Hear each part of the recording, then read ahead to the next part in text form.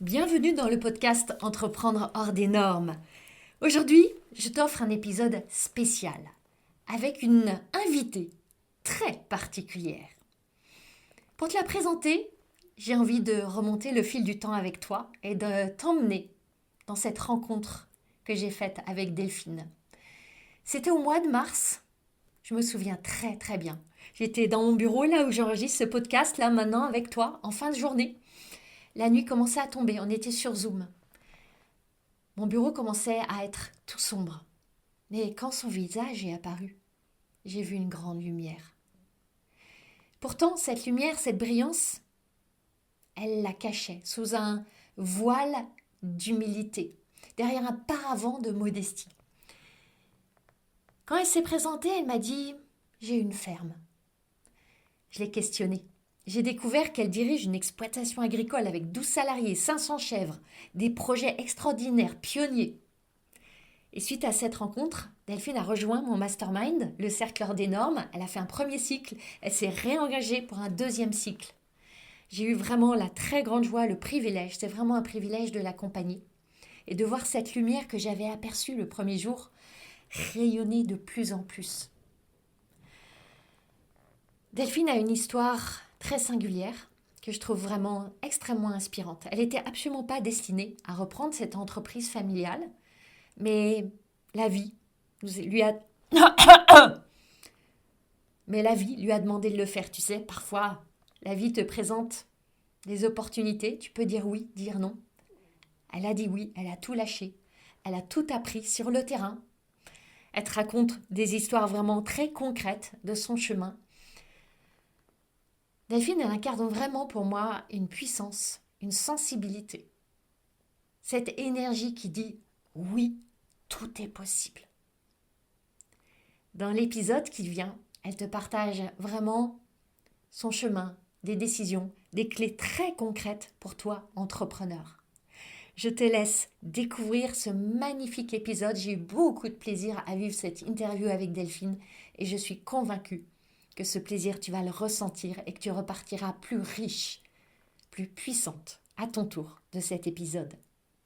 Je te laisse avec Delphine. Aujourd'hui, j'ai une invitée très spéciale. Une invitée absolument hors des normes que je suis très, très, très heureuse d'accueillir et de vous présenter. Je sais que ça va être un entretien très riche, très puissant, très percutant. J'ai la grande joie d'accueillir Delphine Georgelais. Delphine, j'ai eu l'honneur et la joie de la rencontrer il y a quelques mois. Notre relation a commencé en tant que Delphine était ma cliente. Elle a rejoint le cercle hors des normes pour la première session. Elle poursuit maintenant dans la deuxième session. Et de cliente à coach, notre relation a évolué vers une toute autre dimension de relation de femme, une relation profonde. J'ai immensément d'estime pour Delphine et c'est un grand honneur et bonheur pour moi de vous la présenter. Et je sais que cet entretien va faire pétiller des neurones. Alors Delphine, c'est tellement difficile de la présenter. Je vais te laisser, Delphine, présenter ton activité. J'ai juste envie de parler un petit peu de la femme que tu es, que j'ai vue se déployer, rayonner de plus en plus, une femme multifacette, une femme forte, une femme puissante, une femme audacieuse, courageuse. Et ces mots ne sont pas des mots vains, c'est des mots vraiment qui s'appuient sur l'observation de tout ce que tu déploies dans ton quotidien de femme, de maman, d'entrepreneur, de chef d'entreprise. Et c'est tout ce qu'on va explorer ensemble aujourd'hui dans cet épisode. Merci infiniment Delphine d'avoir accepté mon invitation parce que je sais, et je vais déjà glisser ça, je sais que ton message, c'est un puissant souffle d'espérance pour beaucoup de femmes. Et des femmes dans plein de pans de leur vie. Je ne vais pas en dire plus. Et pour m'enlever l'embarras de te présenter, parce que j'ai envie que tu le fasses avec tes mots à toi, est-ce que tu veux présenter ton activité, Delphine? Parce que ton activité en soi est assez exceptionnelle. Petit clin d'œil, on me demande souvent, mais Anne-Valérie, est-ce que tu n'accompagnes que des coachs? Non, je n'accompagne pas que des coachs. Même si Delphine est très engagée sur un magnifique chemin de développement personnel, tu n'es pas du tout coach et je te laisse te présenter Delphine. Bonjour à toutes et à tous. Euh, donc c'est un honneur d'être avec toi, Anne-Valérie. Donc moi je m'appelle Delphine Georgelé, je suis dirigeante d'une exploitation agricole qui se trouve à Villemain, dans un tout petit village dans les Deux-Sèvres. C'est une exploitation agricole qui se veut de plus en plus autonome et nous transformons du lait pour fabriquer des fromages de chèvre. Mais avant tout, nous avons des terres pour fabriquer l'alimentation des chèvres. Nous avons 500 chèvres. On transforme tout le fromage en lait cru et on vend en direct dans des crèmeries. Alors je dis nous parce que tout ceci est possible parce que avec moi j'ai une équipe de 12 personnes. Voilà, voilà le décor. Donc, le décor est planté, 500 chèvres, 12 personnes, Delphine à la tête de cette exploitation et tu nous as parlé de ton activité principale qui est la fabrication de fromage, mais tu as plein d'autres projets, plein d'autres activités. Tu es une femme qui fourmille d'idées en permanence, mais tu es de celles qui ne font pas que fourmiller, qui mettent en action, qui mettent en mouvement, qui expérimentent, qui testent. Est-ce que tu peux dévoiler déjà un petit peu des autres activités que tu as pour vraiment élargir un petit peu le décor? Et puis après, on va aller tisser tous les fils ensemble. Alors, pour bien comprendre pourquoi je fais tout ça, j'ai un objectif principal sur ma ferme, c'est de la rendre autonome économiquement et avoir un lien aussi avec l'environnement. Et pour que cela soit possible, il faut forcément qu'à tous les maillons de la chaîne, je sois le plus précis possible. Donc en fait, j'essaye toujours en fait euh, de développer à chaque atelier des choses qui vont forcément euh, être un peu avant-gardistes. Alors, je sais pas si c'est avant-gardiste, mais en tout cas, faire que je vais pouvoir avoir un petit plus. Euh, voilà, ça c'est un peu ma philosophie. Et aussi, c'est le point de départ, c'est relier les humains, relier les animaux. En fait, tout le temps, le fil conducteur, c'est le vivant. Mhm. Donc ça veut dire qu'à chaque point, je vais tout le temps être au cœur du vivant. Donc, pour donner un exemple d'activité que j'ai développée, c'est cet été, j'ai fait des jeudis à la ferme, donc avec des activités de musique, il y avait des food trucks. C'était un peu une idée farfelue, mais je voulais par exemple lier l'artistique à la culture et en même temps que les gens, quand ils viennent à la ferme, écouter juste la musique, ils sont juste bien. Et juste de les voir bien et heureux, c'est magique. Voilà. Tu as Donc, cette très grande qualité, je sais, de créer des connexions, de créer du lien. Euh, j'ai- je connais aussi ton humilité et ta modestie. Euh, alors, je sais que tu as aussi développé et ouvert un gîte dans ta ferme, que tu as des projets, et on ne va pas en parler, ils sont peut-être expérimentaux et secrets, d'autres créations à partir du lait de tes chèvres, mais motus et bouche cousue. Il y a ces jeudis festifs que tu as créés. J'aimerais que tu parles d'un projet que je trouve fascinant pour les chèvres seniors. Tu veux ah nous en oui. parler? Oui, en fait, on va faire un EHPAD à chèvres. Un EHPAD à chèvres, vous entendez ça? Parce qu'en fait, avec mes chèvriers, et là, par exemple, aujourd'hui, j'ai passé la journée avec une éthologue à la chèvrerie. Euh, En fait, à chaque fois, mon objectif, c'est le bien-être, le bien-être. Le bien-être, en fait, on met plein de choses derrière. Mais comment l'animal, en fait, il faut comprendre l'animal, quels sont les besoins de l'animal, du caprin, pour répondre à ses besoins. Et donc, ma journée chez l'otologue, aujourd'hui, ça a été vraiment ça. Et l'EHPAD, c'est parti du principe que on a des chèvres qui sont vieillissantes, qui sont malades. Donc, en fait, on les met ce qu'on appelle en réforme. Donc en fait, on va les tuer parce qu'elles sont malades. Après, on a des chèvres qui naturellement n'ont plus de lait, mais elles sont ce qu'on appelle en bon état, ou elles sont juste vieillissantes, elles donnent plus de lait. Et pour nous, c'est très dur en fait de les tuer, juste parce qu'elles ne donnent plus de lait.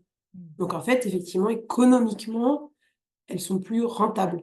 Mais c'est un animal, enfin donc avec, ma une de mes chevrières qui est très sensible à ça, je lui ai dit: «Je te promets, on va faire quelque chose, on va pas les tuer». Et voilà, et donc je lui ai dit: «On va faire un EHPAD à chèvres». Donc là, je suis en train d'essayer de trouver le meilleur, alors il y a pas jamais de meilleur lieu, mais en tout cas le lieu où elles seront bien. On pourra aussi observer comment elles évoluent, comment elles vieillissent, parce que c'est un peu tout nouveau. Enfin, mais voilà, juste se dire qu'un animal qui a permis objectivement de faire vivre la ferme, enfin, parce qu'elle apporte de l'argent, enfin, c'est du concret. Je vais pas juste la tuer parce qu'à un moment, elle apporte plus de lait, elle ne n'est mais plus rentable. Donc voilà, c'est parti Elles de ce méritent une belle fin, ces chèvres. voilà, c'est ça. Alors, Delphine, j'aimerais bien que tu nous dises comment tu en es venue à diriger cette ferme. Tu étais a priori pas destinée à ça. Tu avais pris un tout autre parcours et il y a eu une grosse bifurcation. Est-ce que tu veux nous en parler? Oui, il y a donc en fait, à la base, je suis, nutritionniste. J'étais nutritionniste, indépendante, enseignante en BTS et formatrice. Et en juin 2020, mon père qui était, responsable de cette, entreprise, avant elle appartenait à mon père, à ma mère, après elle a appartenu qu'à mon père, est tombé malade. Il a eu le syndrome de Guillain-Barré. C'est une maladie auto-immune, cette maladie l'a emmené en 24 heures, en réa, sur un lit, ne pouvant plus respirer. Et il a fallu prendre une décision extrêmement rapidement. C'est-à-dire qu'en gros, en 24 heures, je suis devenue, dirigeante d'une exploitation agricole. Donc au départ, j'étais co-gérante avec une personne qui était, en réa. Voilà, juste à la sortie du covid, où tout le monde on était encore tous dans le covid, aller à l'hôpital, c'était compliqué. Et donc la passation, la succession d'entreprise s'est passée dans une chambre de réa. J'ai pris, les clés de la voiture de mon père, ses cartes, bleues, pour, voilà, son téléphone parce qu'il me fallait des contacts et et voilà. Donc ça, c'était il y a 4 Du ans. jour au lendemain, tu t'es retrouvée, avec, cette grande entreprise à gérer. Tu as quitté du coup ton activité, ton cabinet et tu es passée, quasiment du jour au lendemain à diriger, cette entreprise. Je trouve ça vraiment fascinant. Hem, C'était pas ce à quoi tu étais destinée, la vie t'a amené là et ce que je trouve doublement fascinant, c'est que tu as décidé non seulement d'assumer, mais d'assurer et c'est assez récent finalement, et la ferme est en train de prendre une toute autre orientation et expansion grâce à toi. Si tu reviens, au début, qu'est-ce qui a été le plus difficile pour toi? Hem, heu, objectivement, c'était de gérer, d'être à la ferme avec un papa entre la vie et la mort. Donc j'habitais pas à ce moment-là sur la ferme, donc je faisais 1 heure de route le matin, 1 heure de route le soir. J'arrivais ici, la ferme était plutôt en déclin parce que mon papa, en fait, avait commencé à partir de la ferme. Donc elle était quand même en déclin. Il fallait que je prenne des décisions sur quelque chose qui ne m'appartenait pas, parce qu'elle était pas à moi, en fait, à ce moment-là, la ferme et j'avais voilà, il fallait que le soir, je rentrais, j'allais voir mon père en réa et on savait pas s'il allait vivre ou mourir, comment, enfin et c'était à la fois, c'était tout cet élément-là, avec en plus, j'avais mes enfants avaient 4 ans de moins, j'ai 3 enfants en bas âge, j'allaitais encore mon dernier enfant, mon fils Roman. Hem, à la fois, en fait, c'était difficile, tout ça et à la fois, en fait, à ce moment-là, il y a quelque chose qui est je savais même pas que j'étais en capacité de faire ça. Voilà. Donc il y a quelque chose, on est sûr, enfin, j'étais, je pense des mois sur de l'adrénaline, en fait, hein. Maintenant avec le recul, je me rends compte de ça. Je me dis: «Mais comment tu fais?» En fait, je fais. Ne posez pas la question, je fais. J'ai mon papa qui va peut-être mourir et effectivement, un matin à 6 heures, on m'a dit: «Voilà, on va l'intuber, on ne sait pas s'il va se réveiller. Vous voulez lui dire quelque chose?» En fait, je vais pas lui dire quelque chose, je viens le voir. Mmh. Donc parfois, il y a des j'ai pris des décisions à l'instant T parce qu'il fallait les prendre. Voilà. Peut-être qu'avec le recul, je me dis que j'aurais peut-être fait différemment, mais parfois, dans le feu de l'action, on prend ces décisions-là parce que ce sont les décisions, a priori, les moins bonnes, enfin les meilleures sur cet instant-là, quoi. Et je t'observe, tu as cette très grande capacité à prendre des décisions, beaucoup guidées par ton intuition. Ouais. Et justement, en quoi est-ce que ton intuition t'a si bien guidée au fil de ces années? Alors j'avais perdu mon intuition. En tout cas, je l'avais enfin la vie a fait que elle je l'avais plus et là, je l'ai retrouvée et je sais maintenant qu'il faut que je me fasse confiance parce que j'ai de l'intuition Mmh. et je crois qu'on a tous et toutes de l'intuition. Il faut juste, vraiment croire à ça. Parfois on m'a dit: «Pourquoi tu as pris cette décision-là?» Je sais pas, je peux pas dire, mais je le savais, je le savais que c'était ça, cette décision-là, parce que je me suis écoutée. Donc voilà, c'est enfin et toutes et tous on l'a. Merci de porter ce message que toi, tu incarnes vraiment et je te suis assez pour, savoir que ce sont pas de vains mots. Et il y a quelque chose que je trouve vraiment remarquable, en te voyant et en t'accompagnant Delphine, c'est que tu évolues dans un univers très masculin, masculin par ta famille, je crois qu'on peut le dire, et Mmh masculin dans, ton métier. Cet univers agricole est quand même très, très masculin mh. et j'aimerais beaucoup que tu nous partages comment c'est pour toi d'être, cette femme au milieu de tous ces hommes. De prendre ta place, de l'assumer de plus en plus. Je sais que tu prends la parole de plus en plus dans des enceintes d'hommes. C'est extraordinaire. Tu es vraiment, tu traces un sillon, tu crées un mouvement et j'aimerais que tu retraces, justement peut-être un petit peu le chemin de comment c'était quand tu es arrivée là, à cette femme dans ce patriarcat et ce milieu si masculin et ton évolution telle que tu la vois? En fait, je crois que la vie m'a offert cette possibilité-là, d'évoluer. Avec, le recul, hem, alors c'est difficile, hein. Je suis accompagnée, j'ai la chance d'avoir été et d'être accompagnée par toi, par aussi, Ida, dans les femmes inspirantes, mais, hem, en fait, déjà, quand je suis arrivée sur la ferme, on m'appelait pas Delphine, on m'appelait, la fille de Paul. Mmh. Parce que mon Paul père est étant ton père? Ouais. voilà, Paul étant mon père. C'est globalement une figure dans le milieu dans lequel je suis, dans le milieu du fromage. Hem et pendant 1 an et demi, je suis pas sortie de la ferme. Mmh. C'est-à-dire que pendant 1 an et demi, je n'ai pas été dans des salons, je n'ai pas été voir les clients, parce que je j'ai pas voulu j'ai voulu faire moi déjà faire mes preuves ici et montrer en fait aux clients que le fromage n'allait pas évoluer même si Je me suis dit: «Le fromage va sûrement pas évoluer», enfin j'espère, même si Paul n'est plus là. Ça c'était, et puis moi, il fallait que je prenne aussi confiance en moi. Donc ça, c'est déjà vis-à-vis du coup de mon père, sachant qu'effectivement dans ma famille, c'est très patriarcal. J'ai mon grand-père, j'ai mon oncle, j'ai mon frère.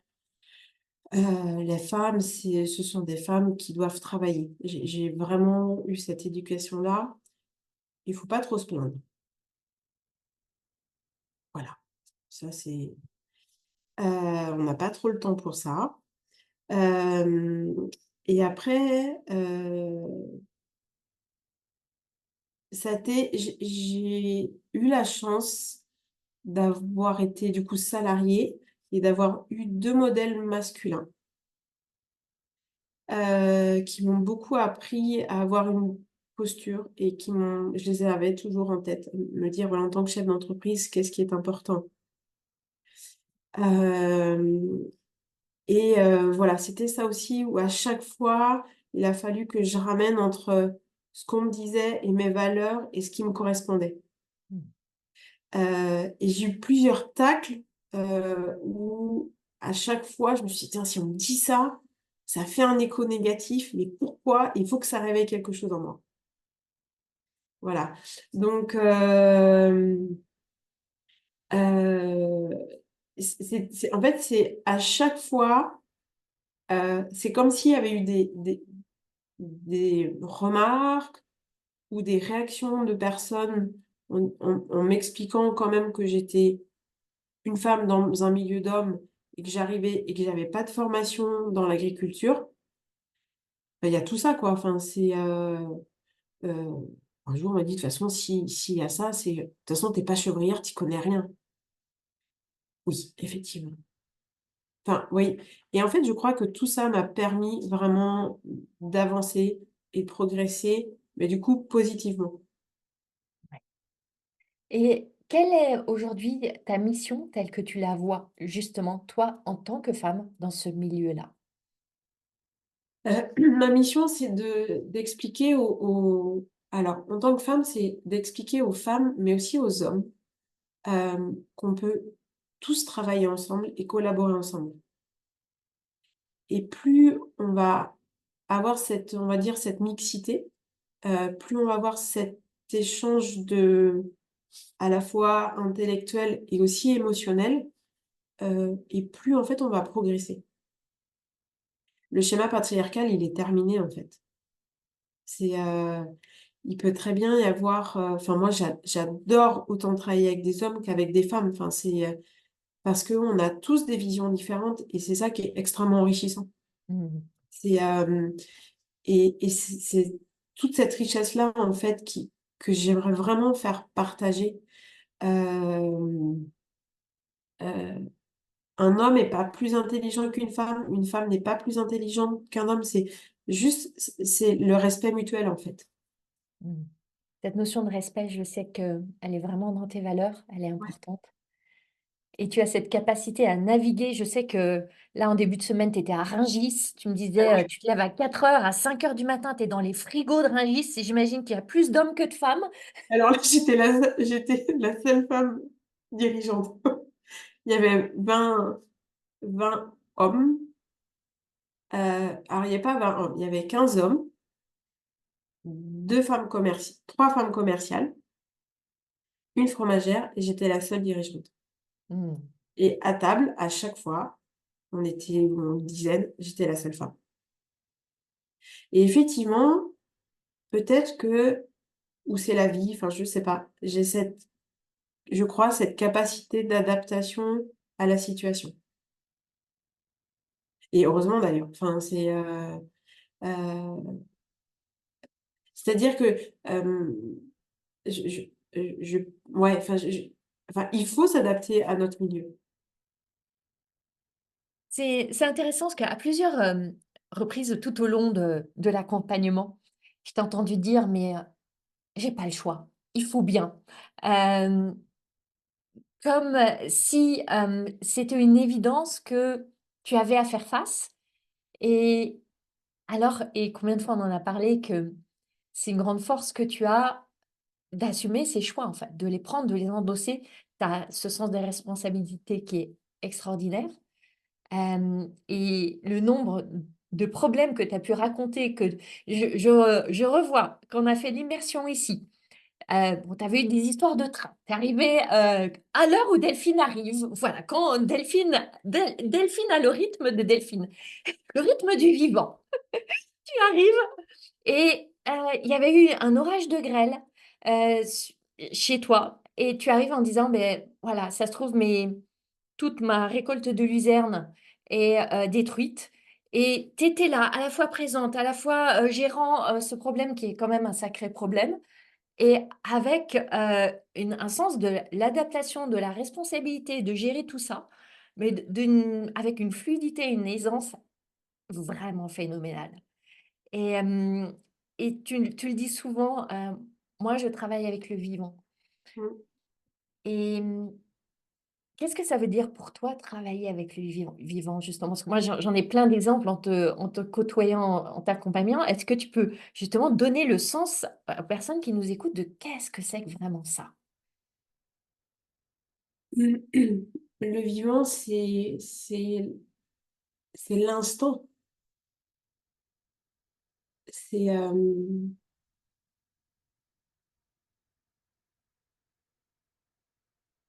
c'est je suis là, je suis. Hem, il faut il faut prendre peut-être un moment une décision pour que, les choses avancent.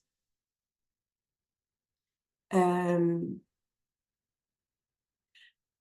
En fait, on est très peu de temps sur terre, a priori. Hem Et les événements de la vie, parfois compliqués, m'ont à chaque fois amené ou ramené à du vivant. Et ce que j'appelle le vivant, c'est à l'opposé, heu, du virtuel, de l'hypermatériel. Je suis pas contre la technologie, je travaille avec, la technologie, mais dans mon cœur, dans mon âme, dans mes émotions, c'est pour ça aujourd'hui que je suis encore là et que je tiens debout. Et le vivant, je me souviens une fois, enfin, j'ai plein d'exemples, mais j'ai surtout des exemples qui m'ont sur des coups durs, à avoir un moment entendu un les oiseaux le matin, à 6 heures quand je partais travailler. Pendant quelques minutes, je sors, il y a un silence et j'ai le chant des oiseaux. Ça, c'est du vivant. Ça, c'est ce qui nous traverse, en fait. Et effectivement, quand on a des difficultés, c'est peut-être aussi grâce à ça, on se dit: «En fait, on est en vie». Ça, c'est pas du virtuel. L'élément le plus impressionnant pour moi, ça a été le jour où en sortant d'une audience d'un tribunal, donc quelque chose de très, très lourd, très émotionnellement difficile à traverser. J'arrive, sur ma ferme, c'était au moment des mises bas des chèvres et on vient me chercher. Mes salariés, avec beaucoup de respect pour moi, savaient que j'avais une journée difficile. Ne m'ont pas appelée. Ils m'ont vue arriver, enfin, je suis venue les voir. Ils m'ont dit: «Delphine, là, on a besoin de toi. Il faut que tu nous aides, il y a une chèvre, c'est difficile à mettre bas». Je n'ai pas pu les laisser, en fait. Donc à la fois, il y a ce côté très lourd, très difficile qu'il fallait que je gère émotionnellement. Est-ce que j'allais m'effondrer, pas m'effondrer? J'aurais pu rentrer chez moi, me mettre, peut-être prendre un antidépresseur, enfin, à ce moment-là. J'aurais pu, boire une bière enfin, je sais pas, vous voyez, j'aurais pu être et beh, grâce à ça, j'ai aidé à faire une meusebar, effectivement, qui était super compliquée et pour de vrai, j'avais 2 animaux, un vivant et un qui allait peut-être mourir. Et là, en fait, je l'ai pris, j'ai pris la chevrette et je lui dis: «Il faut que tu vives». Et elle a vécu et elle vit toujours. Et Et c'est ça, en fait, le vivre. C'est qu'à un moment, il y a plein de petits éléments dans notre vie, dans notre quotidien, qui font que on n'est pas là par hasard. Et on et il y a plein de choses qui paraissent anodines, mais qui sont tellement belles.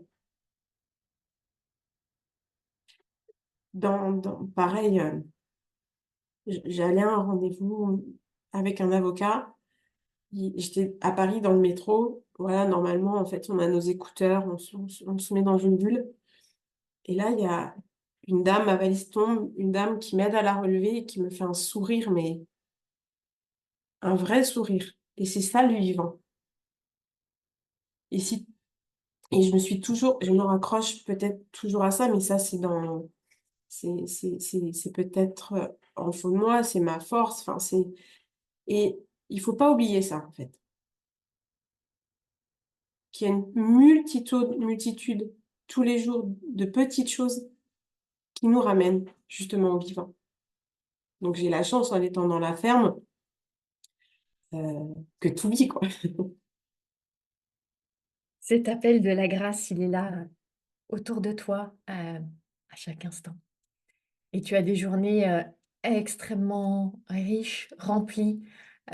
Tu voles d'une activité à une autre. Hem, c'est, c'est vraiment incroyable. Hem, je t'ai vu aussi, tu as une capacité à trouver des solutions à chaque Oui, problème. Mais quand je dis chaque problème, on peut parler d'un d'un mur qui va s'écrouler ou de chiffre d'affaires à faire rentrer en urgence. Tous les genres de problèmes. tous les Est-ce que tu veux nous en parler un petit peu et peut-être illustrer par des exemples? alors j'ai un exemple super précis qui me fait rire, mais il y a 3 semaines, il y a eu un énorme orage. Il y a eu un énorme orage. Je partais faire un marché. J'ai un de mes salariés qui arrivait juste un petit peu avant moi qui m'appelle: «Delphine, viens vite, il pleut dans la fromagerie». Waouh! Il pleut dans la fromagerie et effectivement, j'arrive et là, dans une zone, de l'eau, une trombe d'eau. Il pleuvait dans la fromagerie. Il me dit: «Je sais pas, qu'est-ce qui se passe?» Je dis: «Bah, moi non plus». Je dis: «Bah, écoute, je monte sur le toit, il faut trouver qu'est-ce qui se passe?» «Ah bon?» Il était 6 heures du matin, il fallait trouver la solution. J'étais là, je pouvais pas attendre je ne sais quoi et effectivement, 6 heures du matin sous la pluie, je monte sur le toit pour régler, pour trouver la solution. J'étais juste, bon, le regard, enfin, au niveau de la gouttière qui était plein de mousse, qui bouchait tout et du coup, il pleuvait tellement que ça s'infiltrait dans la fromagerie. Bon là, je l'ai enlevé, je redescends, il me dit: «Mais tu as fait quoi?» «Beh, j'ai fait ça». «Ah ouais?» Et voilà et ça, c'est un exemple où à ce moment-là, je ne peux pas, enfin, je peux pas me dire: «Bah, je réfléchis», enfin, il faut y aller, enfin, et c'est ça aussi en fait être, peut-être être, chef d'entreprise. C'est, parfois il faut y aller. Parfois, il y a d'autres éléments où il faut prendre des décisions, il faut se poser, réfléchir et je sais que j'ai besoin de ces temps-là aussi. Mmh. J'ai besoin de me dire: «Je suis dans mon bureau, je me pose, je réfléchis».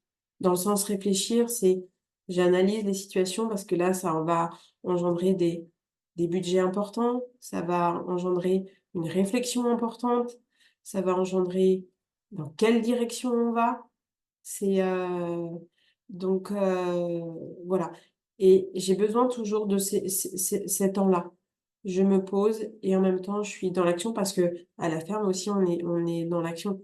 Donc c'est-à-dire qu'on peut avoir quelque chose dans l'immédiateté, comme par exemple tout à l'heure, voilà la fuite, ou la chèvre qui met bas, il faut y aller vite et en même temps, heu, avoir une planification à 1 an, 1 an et demi, voire 2 ans. Ouais. Donc là, il faut vraiment prendre le temps de se poser et ça, ç ça, je le fais plus et je me donne beaucoup plus l'autorisation aussi depuis que j'ai racheté la ferme il y a 1 an. parce qu'aujourd'hui, quand je dis c'est la mienne, c'est pas une histoire de, d'être propriétaire, mais c'est la mienne dans le sens, qu'est-ce que je veux, qu'est-ce que je veux donner comme impulsion? Mm. Comment je veux la faire évoluer? C'est pas propriétaire appartenance. Enfin, avant, elle était à mon père, ça correspondait à ses valeurs, à lui. Et maintenant, c'est la mienne. Donc, du coup, il me faut ces temps-là de pause. Mm. Je t'ai vu au cours des 6 mois de la première session du cercle, je t'ai vu tellement évoluer dans ta posture de Mm. chef d'entreprise, de leader, de dirigeante, vraiment. T'asseoir de plus en plus dans, comme on parle dans le cercle, dans cette posture de souveraineté. Comment est-ce que tu te vois, tu te sens, toi, aujourd'hui, dans cette posture de chef d'entreprise? Et quel rôle tu perçois que tu as, notamment d'inspiration pour les femmes? Alors, ma posture, elle a évolué parce qu'en fait, moi, j'ai évolué et aussi grâce à toi, en fait, Anne-Valérie, grâce à tout l'appui, tout ton soutien, les coachings, enfin, sur, euh, en fait, je suis qui et je veux aller où.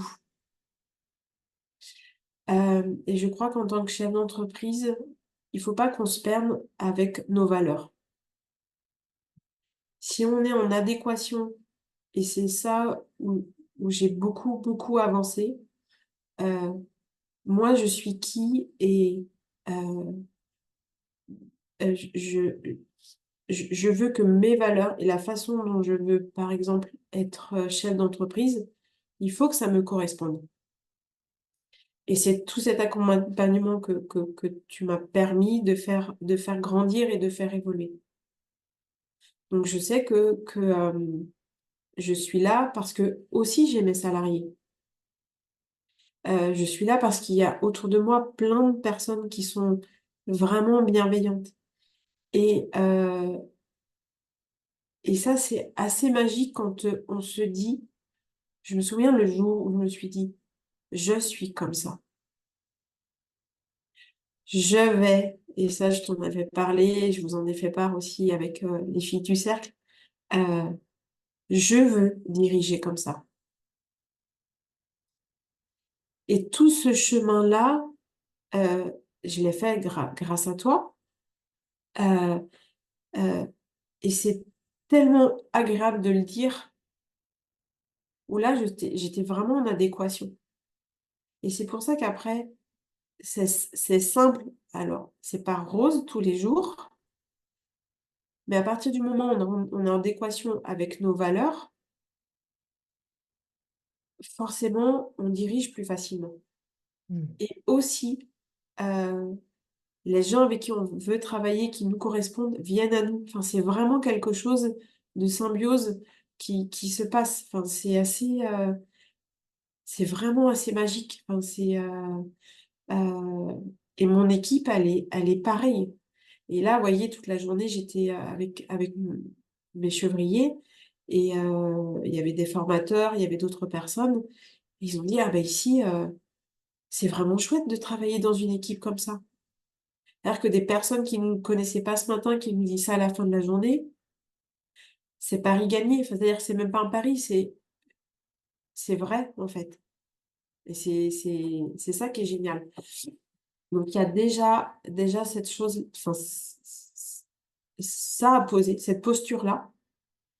Et du coup, moi, je ne veux pas diriger en tant que patriarcat, en fait. Enfin, c'est avec tout le monde. Enfin, donc ça, c'est la première chose.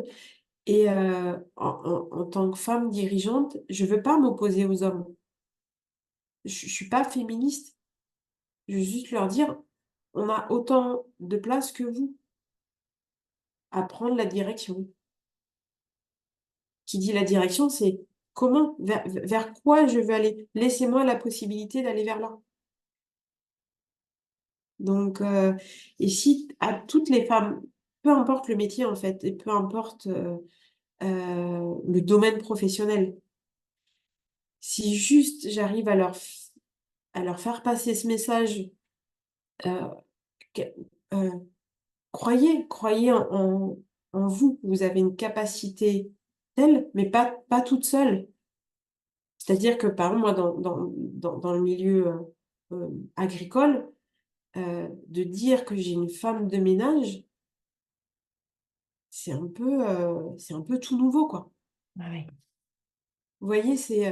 Mais en même temps, heureusement que j'ai cette personne-là qui est bien plus qu'une femme de ménage parce qu'elle embellit mon quotidien, elle embellit ma maison. Enfin, et grâce à elle, quand je rentre le soir, avoir passé une grosse journée de travail, je peux être posée et justement me poser. Et ça, c'est grâce à elle. C'est le petit coussin qu'elle va mettre, qui va enfin, ces petits détails qui font que parfois je lui dis: «Mais tu es ma fée», enfin je lui dis un jour: «Mais tu es une fée», enfin parce que c'est hyper, hyper important. Parce qu'à un moment je peux pas. Enfin c'est je peux pas faire ça. Voilà et j'ai pas honte de le dire et c'est un vrai soulagement. Donc c'est aussi, nous en tant que femmes, c'est à nous aussi de lâcher sur des choses en disant: ben non, moi, ça je peux pas le faire». Donc on a cette capacité-là et aussi aux hommes de nous laisser cette j'ai la chance aussi d'avoir eu des hommes qui m'ont montré ce chemin-là et qui sont bienveillants avec moi. Quand je dis bienveillant, c'est pas utilisé à tort à travers, mais heu, attentif en fait. Un égal à un égal, voilà, c'est ça.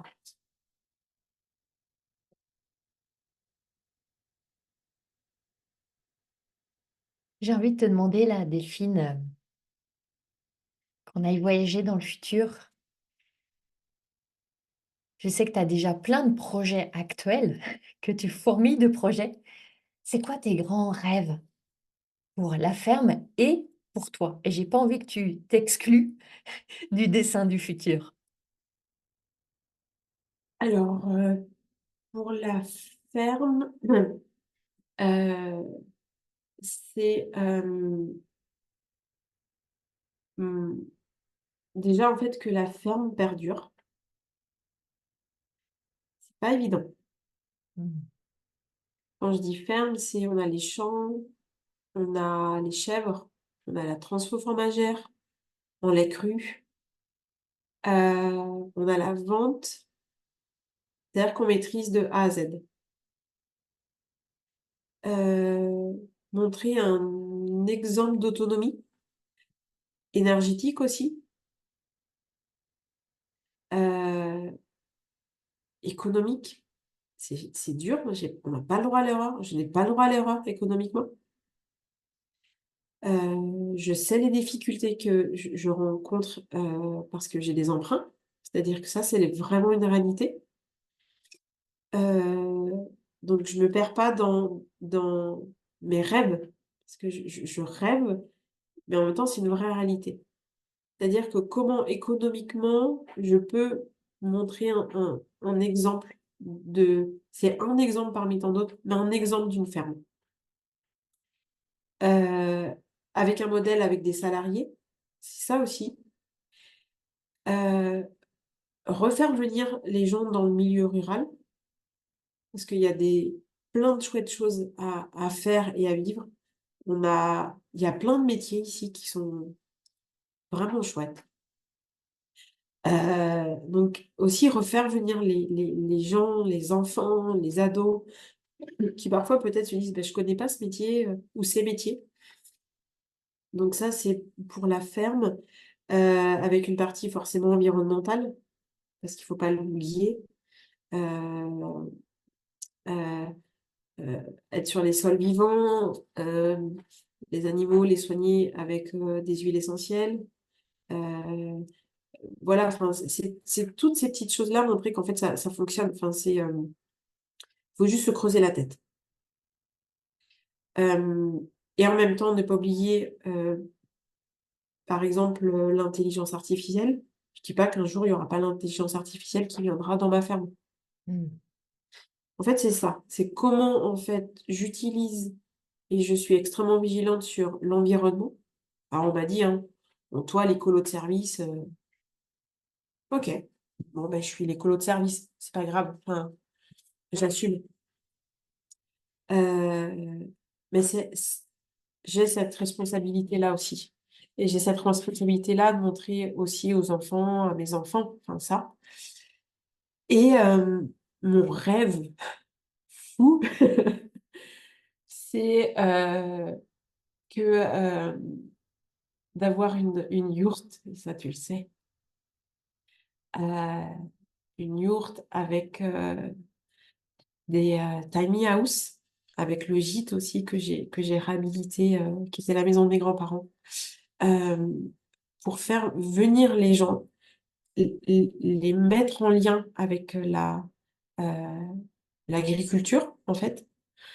Euh, et par exemple, faire des séminaires ben, du cercle hors des normes. Tout à fait. Voilà. Pour Euh, la troisième session, l'immersion du cercle dans voilà. la yourte de Delphine avec les tiny house.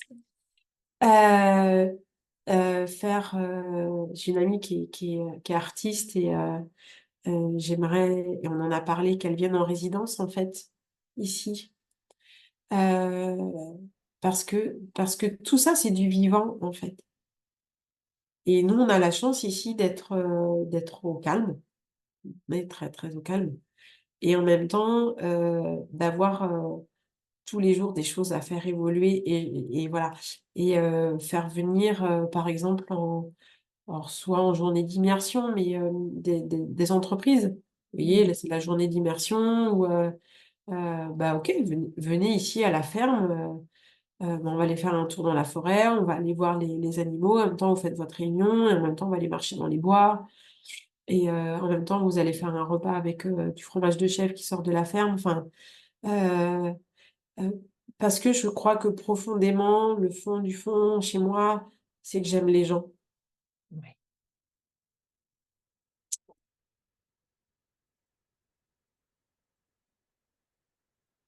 Tu aimes les animaux, mais aussi tellement les gens.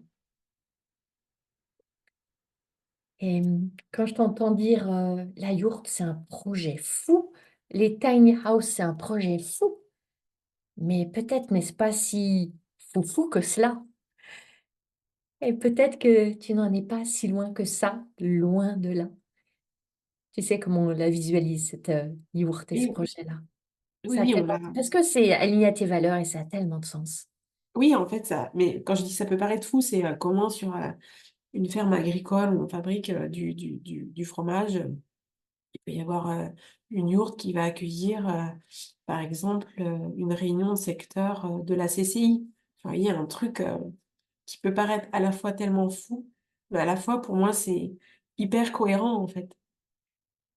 Et avoir toutes ces rencontres de gens qui, a priori, premier abord, ne vont pas se rencontrer, c'est ça aussi. Enfin, c'est faire du lien, en fait, entre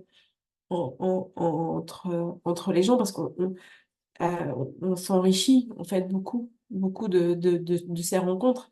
Et je me souviens très bien la première fois où on a commencé ensemble, je te dis, mais je suis, je suis qu'agricultrice. Et toutes les copines, c'était coach. Je dis, mais en fait, pourquoi je suis là? Et je suis là parce que c'est ce lien, en fait, qui est pour moi extrêmement, extrêmement important. Et aussi j'ai travaillé dans la santé, c'est juste fondamentalement que les gens soient bien. C'est à eux de trouver, en fait, ce qui est bon pour eux. Voilà. C'est, si je peux juste rendre ça pour de vrai, je suis là, je suis hyper heureuse quand il y a le petit concert et les 160 personnes devant moi qui sont heureux, en fait. Donc, voilà, c'est-à-dire que comment je peux mettre en scène tout ça. En fait, tu crées du bien, tu crées du bon aussi, avec tes délicieux fromages et du beau. Et je sais que tu as aussi un très joli sens de l'esthétique. Et tu incarnes vraiment la femme chef d'entreprise, dirigeante, droite, hem, puissante, qu'est-ce que tu aurais envie de partager comme message à d'autres femmes qui peut-être, ont déjà une entreprise? Alors peut-être qu'elles sont solopreneurs ou qu'elles ont déjà, des salariés ou pas, ou celles qui hésitent à se lancer ou qui, bah, comme toi, se trouvent à toi, il y a quelques années, tu t'es trouvé à une croisée de chemin où tu dis que tu as pas eu le choix, mais tu aurais pu avoir le choix et dire: «Non, je ne reprends pas cette ferme», mais tu l'as embrassée à bras le corps et le cœur. Quel est C'est ton message pour l'intuition, ces femmes? c'est l'intuition. Faites-vous confiance, vous savez. Vous savez ce qui est bon pour vous et et ça, faut jamais le perdre de vue. Faut jamais le perdre en vous. Ça, c'est, tout à chacune, en fait, on a ça. Alors oui, on fait des erreurs. Oui, parfois, on prend pas le bon chemin, mais on a cette intuition qui va nous ramener sur notre chemin et l'autre chose, c'est, ne pas être seul, en fait.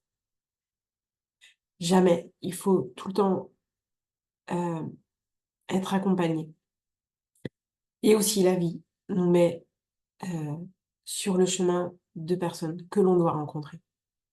Je me souviens exactement le jour où j'étais rédigé le courrier pour entrer dans le cercle hors des normes.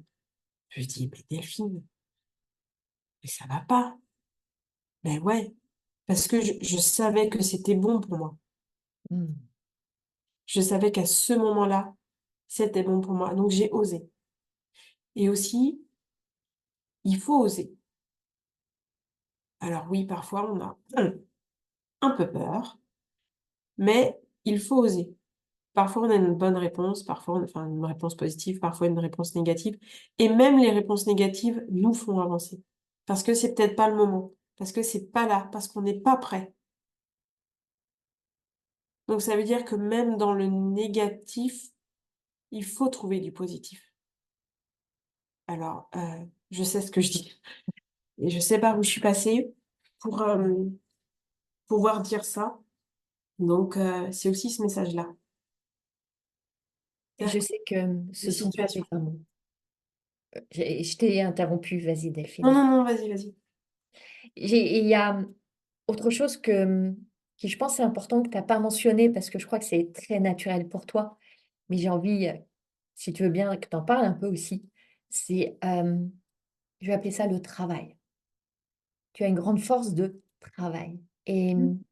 si la ferme aujourd'hui, se déploie et il y a tous ces projets et elle redevient plus florissante, et tu évoquais tout à l'heure qu'il y a eu des moments difficiles. C'est par la vertu de ton travail. Qu'est-ce que tu mets toi dans le travail? Hem,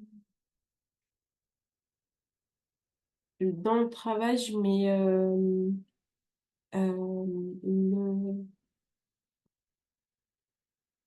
le plaisir. En fait, il faut un moment qu'on retrouve du plaisir. Hem, on passe beaucoup, beaucoup de temps au travail,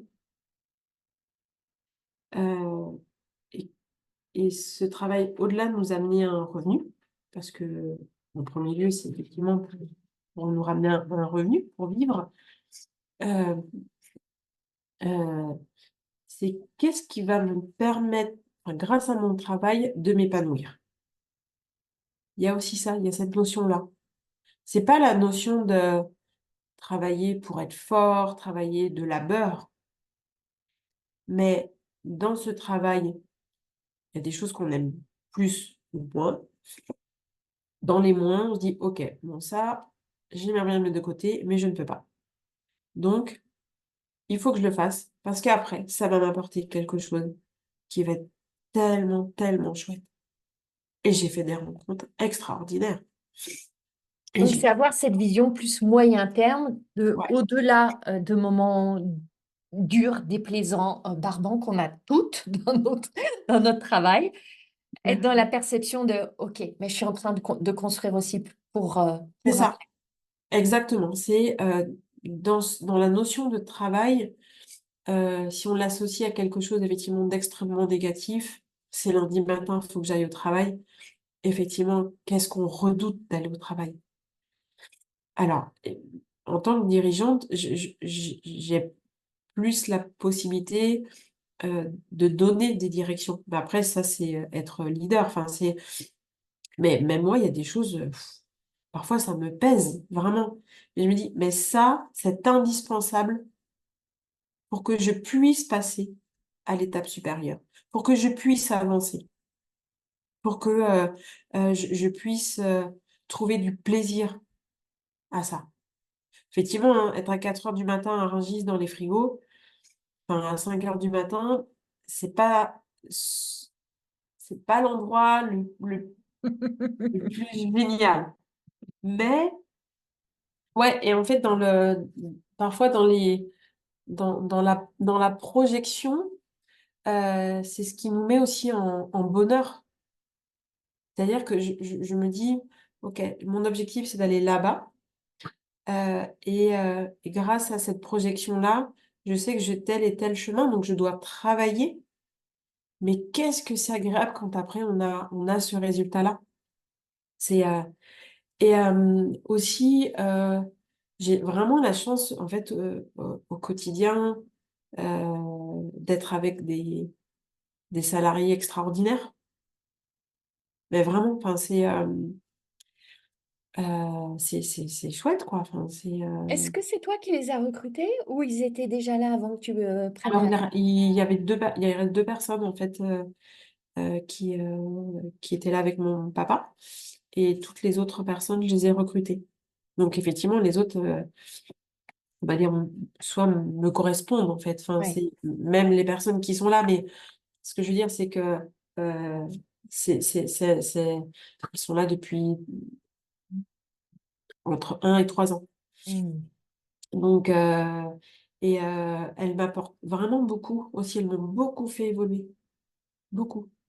C'est, et j'ai un profond respect vraiment pour, pour ces 12 personnes qui œuvrent en fait, au quotidien pour que la ferme vive, pour qu'elle fonctionne en fait. C'est ce maillon en fait, et c'est ça aussi, si je peux montrer ça, c'est, en fait quand on est tout seul, on peut pas je pense, faire grand-chose. On a des temps tout seul, mais aussi on a des temps de collaboration ou de temps de réflexion, enfin, des tâches où c'est plus difficile, où je sais qu'il faut que, par exemple, ils soient plus souvent ensemble. Donc voilà, c'est un peu tout ça un peu tout ça le travail, et c'est aussi ce que je veux, montrer à mes enfants. C'est-à-dire que dans la vie, tout n'est pas toujours facile. Le travail, est là aussi pour nous faire évoluer, pour nous faire grandir, pour nous faire gagner de l'argent, pour, nous permettre, d'aller voir un spectacle, pour nous permettre, de nous offrir un vêtement, pour nous permettre, de voyager. Enfin, heu et parfois on ne peut pas parce qu'il y a d'autres priorités. Mais en tout cas, on se donne cette possibilité-là, et si je peux, montrer ça aussi à mes enfants, je crois que c'est une notion importante, et je Mmh. peux aujourd'hui, aussi grâce à mes salariés, prendre des vacances. Enfin, donc je suis pas non plus, comme beaucoup malheureusement d'agriculteurs, 365 jours sur la ferme. Ouais. On va arriver à la fin de cet entretien, Delphine, même si j'aimerais rester encore le double de temps avec toi. Et je trouve ça très joli de terminer justement avec peut-être, et je sais à quel point ton engagement, il est là aussi, il est là à la fois pour honorer tes parents, grands-parents qui ont créé cette ferme, parce que je sais que c'est aussi une histoire au niveau de tes grands-parents, c'est pas Mmh. juste ton père. Donc, tu es inscrite dans cette lignée, mais que tu as aussi une mission et un engagement très important pour tes enfants et les générations à venir. Et pour terminer, est-ce que tu peux justement nous partager vis-à-vis de tes enfants et puis peut-être leurs enfants quand tu seras grand-mère, arrière-grand-mère. Je te le souhaite si tu le souhaites en tout cas. Quelle est ta mission vis-à-vis d'eux?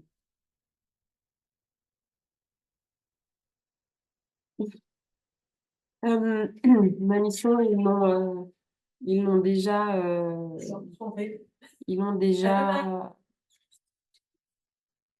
vu, perçu. Ma mission pour mes enfants, c'est montrer que devant des situations difficiles, euh, il y a toujours des solutions. Leur montrer qu'ils ont cette capacité de trouver des solutions s'ils sont entourés d'amour. Et ça, c'est le message crucial. Euh, Si on est entouré d'amour, on peut trouver toutes les solutions. On peut toujours y arriver. Ça peut paraître peut-être bisounours, ça peut paraître enfantin, peu m'importe. Mais je crois vraiment en ça. Que l'amour transcende tout. Il n'y a pas de frontières. Donc, une fois qu'on a ça, on a l'assurance, on a notre socle. Et mes enfants le savent. Ils savent l'amour inconditionnel que j'ai pour eux. Ils savent les sacrifices que j'ai dû faire. Euh, et voilà, c'est pour tous les gens d'avenir, en fait, pour l'avenir, montrer qu'il y a des gens, mais c'est pas obligatoirement dans notre famille, sur aussi des personnes sur lesquelles on peut s'appuyer, sur lesquelles on peut un moment craquer, un moment se dire c'est pas facile, mais de toute façon, il y a l'amour et on y arrive. Je crois que ta ferme, ton entreprise, ton équipe, cette, cette, je suis très touchée, j'ai du mal à trouver mes mots du coup. Tout ce que tu portes, c'est empli d'amour en fait. C'est une entreprise d'amour, c'est une mission d'amour, Hein. vraiment. Et c'est pas bisounours, en tout cas ici dans ce podcast, ça ne l'est pas. Merci infiniment Delphine. Alors maintenant, je suis sûre qu'il y a des personnes qui ont écouté et qui auront envie d'être en lien avec toi. Donc, est-ce que tu peux nous dire où on te retrouve, réseaux sociaux, sites, et puis voilà, est-ce que tu as quelque chose à proposer, une invitation? Voilà, c'est espace pour toi, puisque tu es la reine des connexions, pour inviter à des connexions. Pour voilà, si tout ça, ça a révélé des choses en vous, euh, vous pouvez me trouver en tapant mon nom et mon prénom, donc Delphine Georgelet, sur LinkedIn. Ça, j'ai ce réseau à moi, Mhm. professionnel. Et sinon, ma ferme, elle s'appelle Ferme Georgelet. Et je vous invite à, si vous voulez, effectivement, communiquer par ce réseau social. Sinon, venez me rencontrer, en fait. Venez me voir à la ferme. Venez, vous allez voir, il y a un gîte. Venez en vacances, venez une journée. euh, Venez partager un moment, en fait. Et me faire part, en fait, est-ce que mon expérience, est-ce que ce moment qu'on vient de vivre ensemble, Anne-Valérie aura résonné, aura réveillé, et je suis prête à répondre à toutes vos questions et échanger vraiment. Et, euh, et voilà, et mon projet le plus fou, c'est de réunir tout plein de gens sur ma ferme et que ce soit à la fois très structuré et à la fois que ce soit sur des choses vraiment paisibles, en fait. Voilà, donc ferme Georgelet. Alors, Et je mettrai dans les notes du podcast le lien vers ton LinkedIn, ton site internet, la forme Ouais. Georges Lay. Sur ton site est un très joli site, on trouve ton contact. Donc, c'est dans les Deux-Sèvres. S'il y en a qui écoutent, qui sont dans les Deux-Sèvres ou alentours, on peut venir de toute la France et de Belgique et de Suisse dans la ferme Georges Lay. Prévenez quand même Delphine à l'avance. Un petit Et peu, oui. Non, mais venez voir, vous verrez dans le gîte, c'est une maison de vie aussi, c'est une maison pour vivre, c'est une maison pour jouer, pour faire du vélo, c'est une maison pour voir tout ce qui se passe et j'aurais vraiment à cœur de vous rencontrer et d'échanger avec chacun et chacune Donc, dans je sais que ton gîte est présenté sur ton site, donc on peut Ouais, découvrir le gîte sur ton site. Et puis, n'hésitez pas à aller demander à vos fromagers des fromages de chèvre délicieux qui ont gagné des médailles des concours de la ferme Georges Lay aussi. On veut oui. créer un mouvement en France de fromagers qui vont tous t'appeler pour te demander tes fromages, Delphine. Et mon dernier truc un peu fou, c'est que je vais organiser des formations en immersion pour les crémiers fromagers. Waouh. Voilà, donc ça c'est lancé. On va faire des tests, on va expérimenter, mais c'est extrêmement important pour moi que les crémiers fromagers aussi, qui sont l'aboutissement en fait de notre travail, c'est-à-dire que sans eux, on ne pourrait pas vivre, tout simplement. Je les invite à venir en immersion sur des formations de 48 heures, voir comment ça se passe, voir comment on fabrique ce fromage. Et après, c'est eux, en fait, ces personnes ces crémiers fromagers qui pourront, en fait, expliquer que ce fromage-là c'est pas juste un fromage, c'est derrière, en fait, il y a toute, il y a toute une vie. Et lui aussi, il est très vivant, en fait. Mon- Notre fromage est extrêmement vivant. Voilà. Et rempli d'amour. Et Et oui, rempli d'amour. Merci infiniment, Delphine. merci. C'était vraiment une grande joie, un honneur de passer ce temps avec toi. Je sais que tu auras réchauffé des cœurs et envoyé immensément d'inspiration aux femmes et aux hommes qui nous écoutent. Donc, merci de tout mon cœur, Delphine. Merci à toi, Anne-Valérie, c'est très touchant. Merci.